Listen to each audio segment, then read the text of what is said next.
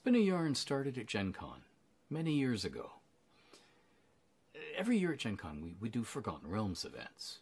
One of them was always Forgotten Realms All-Stars, which was just people who were working on the realms right then, talking to fans, answering questions, and pitching a bit about their forthcoming products.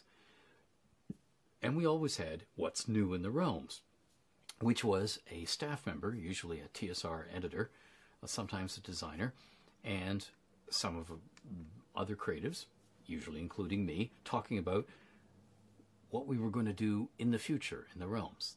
Those are sort of like the gimme events. But we also wanted one other event that was a little more informal, a little more fun, hanging out with the fans. We started with a sort of event where I would put on an All-Minster costume and just ad-lib answers to questions from the audience.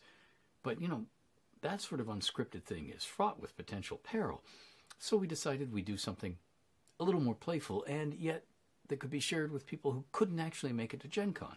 And thus, Spin a Yarn was born.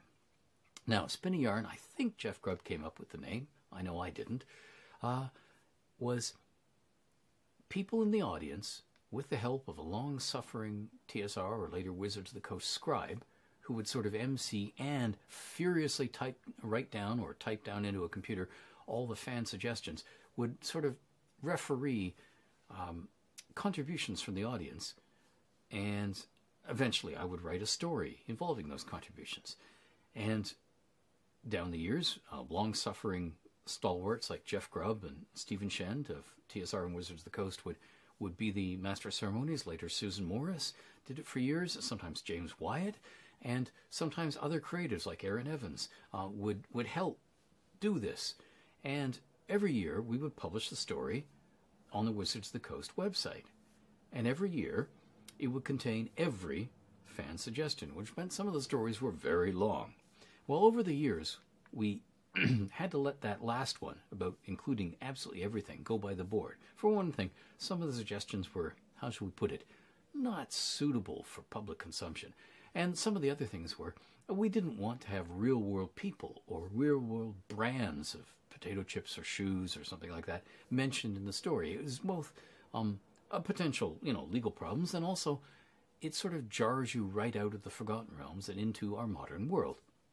But the idea was just to write a story in which you, the reader, the audience, had some say.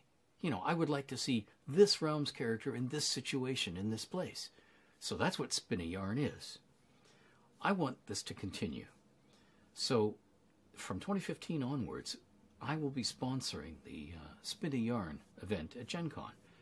And I hope as many of you as can, fit it into your schedules and cram into the room, come on by and contribute a place, an item, a character, or a situation that we can put into a story. Now, the actual details of the event haven't been finalized yet, so please either subscribe or come by often to see, because we'll put those details up as we get closer to Gen Con and know more about it. But hey, I would like to have you participate in Spin a Yarn.